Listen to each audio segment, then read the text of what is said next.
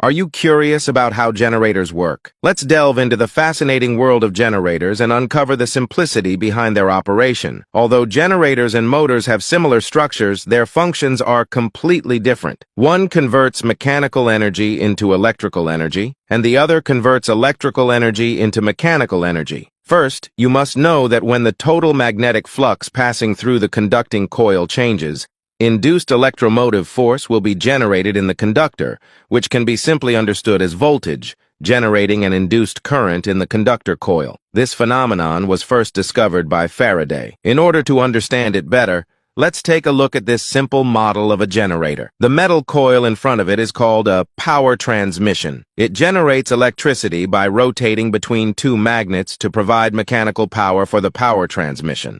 It can be a turbine, a steam turbine, etc. The power transmission is connected to two metal slip rings, which rotate together, and the slip ring is connected to the brush so that current can be transmitted. When the rate of change of the magnetic flux is zero, no current will be generated. However, as the power transmission rotates, the magnetic flux begins to change, forming a current through 4/4 of a cycle. After the change of the magnetic flux reaches the maximum value, the current also reaches the maximum value. As the power transmission continues to rotate, the change of the magnetic flux gradually decreases, so the current also decreases. When the yellow power transmission part reaches the bottom, the power transmission is parallel to the magnet, resulting in a change rate of 0 for the magnetic flux. At this time, the current is also 0. The current change in the second half of the cycle is the same as that in the first half, but the current direction is exactly opposite. The curve of the entire cycle is like this. This is alternating current. The biggest difference between alternating current and direct current is the direction of current.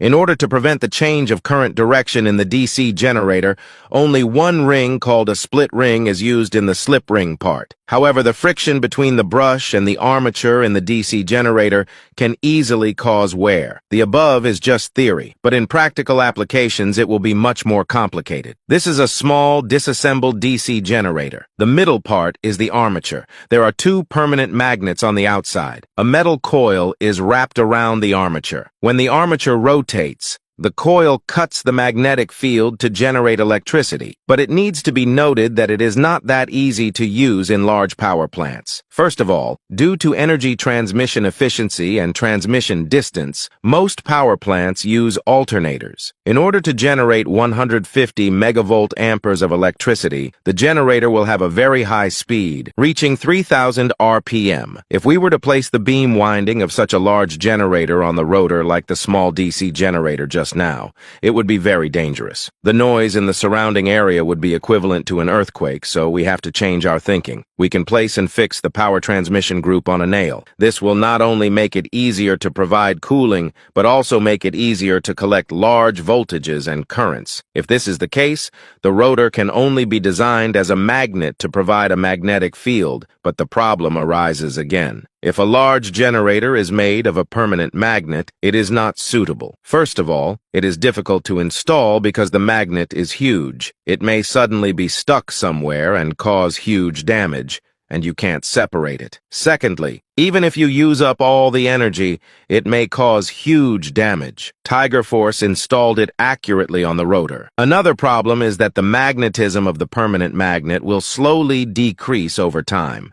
The magnetism cannot be controlled, but there are ways. We all know that when a metal coil is connected to DC, the coil will generate a magnetic field exactly the same as that of a permanent magnet, and we can control its magnetic field by controlling its power supply. Now we install a winding on the rotor that can generate a magnetic field, which is also called a particle winding. Then, when DC current is applied, a constant magnetic field is generated. At this time, we use a turbine to provide mechanical power to the rotor. For better observation, we first show only one set of coils on the stator winding. When the rotor rotates, the magnetic field lines cut the stator winding. The stator winding will produce an electric waveform formed by the change of the magnetic flux. The simple model we talked about at the beginning of the video is the same. The difference is that now we have 3 sets of windings on the nail. The phase angles of the 3 windings are all 120 degrees. When the rotor rotates,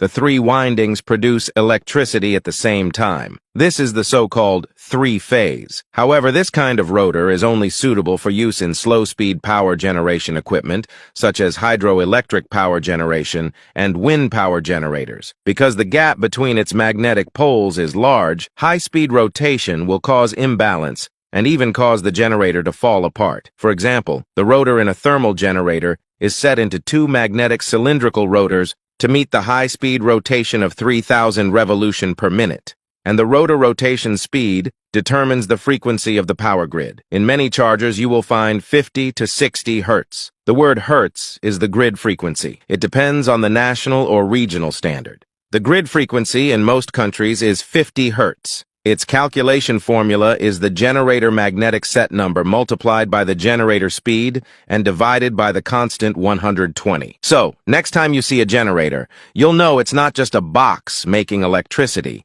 It's a marvel of simplicity, wrapped in coils and magnets, doing the electric boogie. If you found this journey through the world of generators electrifying, don't just keep it to yourself. Spread the wattage by liking, commenting, sharing, and subscribing to keep the sparks flying. Let's power up together.